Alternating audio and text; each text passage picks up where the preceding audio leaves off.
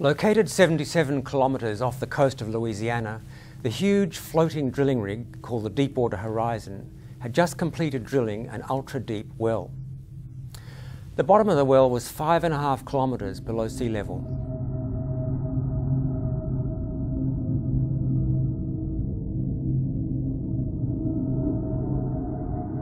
On the 20th of April 2010, the Macondo blowout in the Gulf of Mexico became the biggest oil spill in US history. 5 million barrels of oil is the rough estimate, about 20 times the size of the Exxon Valdez oil spill in Alaska in 1989. Apart from being an environmental catastrophe, the Macondo was also a human disaster with 11 people killed.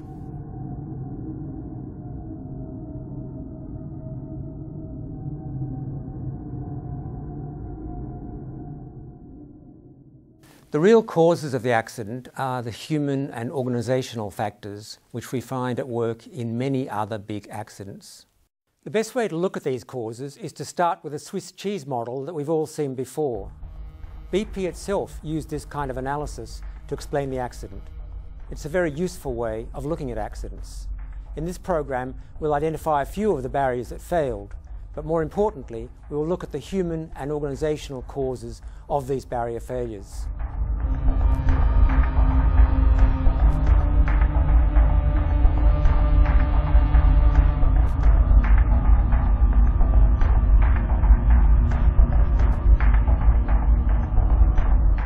The first failure was the cement job. The bottom of the well was supposed to be cemented in to prevent oil and gas getting into the well, but the cement job was not effective. The crew carried out a procedure designed to test the integrity of the cement. The results of the test showed very clearly that the well was not properly sealed, that the cement job had failed. But the results were misinterpreted and the test was declared a success. Finally, the drillers were supposed to be monitoring the well to the very end of the process, but they failed to do so.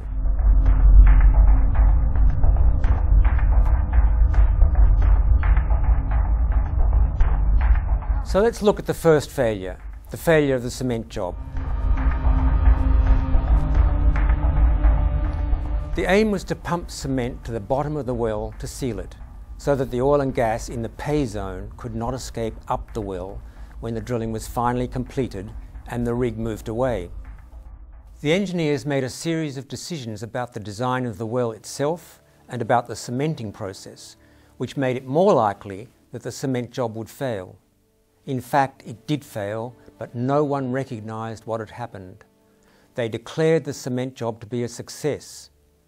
It's clear that there was a great deal of faulty thinking on the part of these drilling engineers, poor engineering judgment and analysis. Why did they make such poor judgments and decisions? In what follows, I'm going to look at a number of the organisational factors that contributed to the sloppiness of their thinking.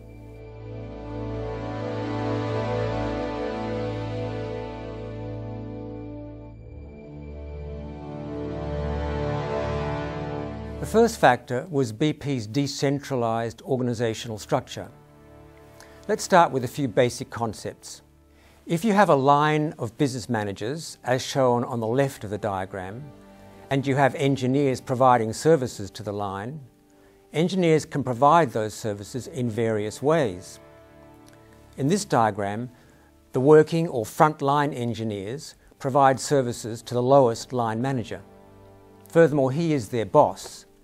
There may be some senior engineers in the corporation, but they have no direct connection with the front-line engineers. Of course, the line manager boss is absolutely cost-conscious, cost-focused, seeking to minimise cost at all times. That is his job.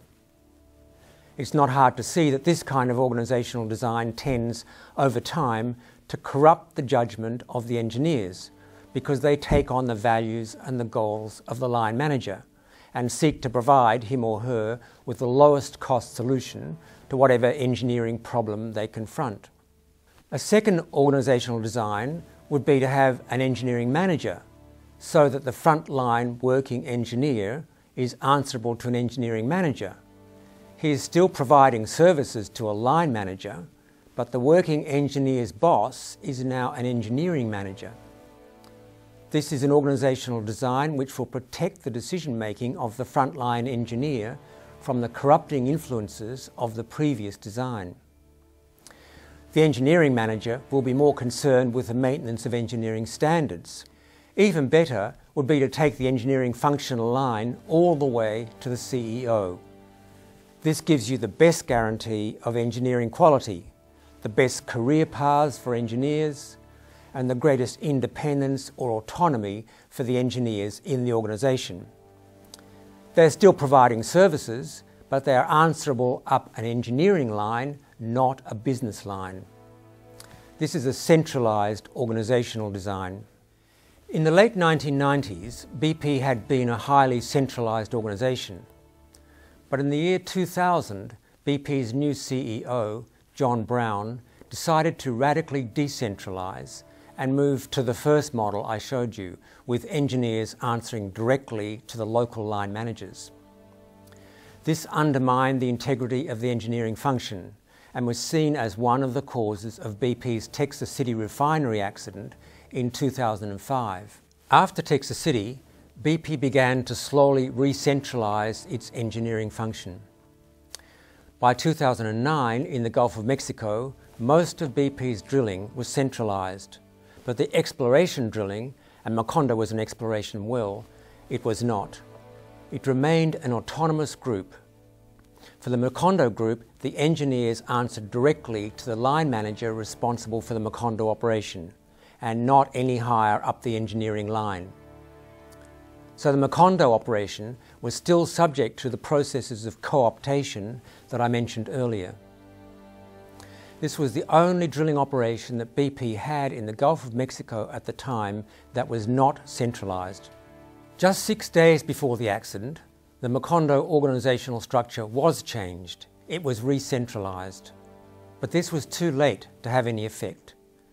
It's fairly clear that the decentralised functioning of the Macondo engineers contributed to this accident. Note that even after the Macondo team was centralised, this centralisation remained only partial. As you will see in this diagram, even after centralisation, the drilling engineering manager answers to a line manager, the head of drilling operations in the Gulf of Mexico. Above that is the head of exploration and production in the Gulf of Mexico. Above that is the global head of exploration and production. The CEO of the whole company sits one level above.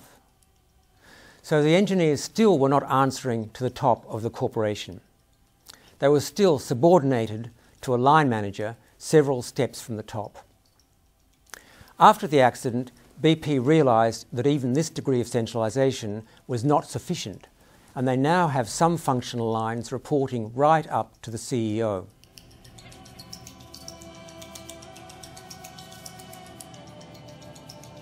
I mentioned that the Macondo engineers recognised that they were taking risks in relation to the cement job. Does this mean that they were putting profit ahead of safety? A lot of the public commentary assumed that they were knowingly putting profit ahead of safety. But in fact, that's not the case. To understand their thinking, we have to make a distinction between two kinds of risk: commercial risk and major hazard risk. BP celebrated commercial risk. As one of its senior executives said, "We take and manage big risks for commensurate rewards." That is what the Macondo team was doing. They were taking risks that they thought might generate commercial rewards. What was the risk they were taking? They knew that their decisions increased the risk of cement failure. But if the cement failed, what was the consequence? They would need to go back and do a re-cementing job, which would cost them tens of millions of dollars. So in their mind, the risk they were taking was purely commercial. The big fallacy in all of this is their assumption that if the cement job failed, they would know it had failed. And this is where they were wrong. They didn't recognise that the cement job had failed. So the first safety barrier had failed, and BP was now reliant on subsequent barriers. So what happened is that a commercial risk became a safety risk, an increased risk of blowout. They were focused on commercial risk, not major hazard risk, and the decisions they were making were all judgments about commercial risk without any awareness that this could entail a major hazard risk.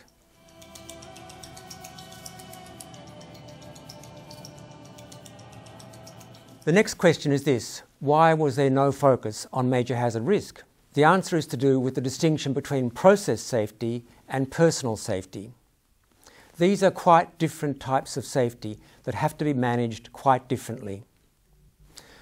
In the Gulf of Mexico, if you talk to people about safety, what they had in their mind was personal safety. They had no concept of process safety, no concept of major hazard risk. This is most dramatically illustrated in the story of the walk-around which took place on the Deepwater Horizon. At the very time that the accident occurred, a group of 4 senior BP managers and Transocean managers, Transocean was the owner of the drilling rig, were doing a management visibility tour. They were there for various reasons. They were there to make themselves visible and to congratulate the rig on its remarkable injury-free performance. This rig had gone 7 years without a lost time injury. At the same time, these managers were doing some informal auditing, but the kinds of hazards they were auditing were personal safety hazards, such as slip, trip and fall hazards. One of the touring managers was aware of a trip hazard that existed on another rig, and one of the questions in his mind was, does this hazard exist on the Deepwater Horizon? If so, has it been rectified? Or again, both companies were running a campaign at the time in relation to hand injuries. These managers were very focused on asking people about hand injuries and hand protection. But there was no focus on major hazard safety. The irony and the tragedy of this is that while they were walking around the rig, the drillers were making a series of mistakes which led directly to the blowout. Had those executives been asking questions, what are you guys doing here? Tell us about what you're doing. Tell us about how you're controlling your major hazard risks. Tell us about how you're controlling the risk of blowout. They would have discovered that the rig crew was not controlling the risk of blowout. This would have forced the managers to put a stop to what was happening, and the accident probably would not have occurred. There was a real opportunity here to prevent the blowout occurring, but the touring managers did not take advantage of that opportunity because their mindset was that safety meant personal safety. So if we come back to our Macondo frontline engineers, we have to say that they were simply reflecting the beliefs and the behaviour that were being modelled for them by their senior managers.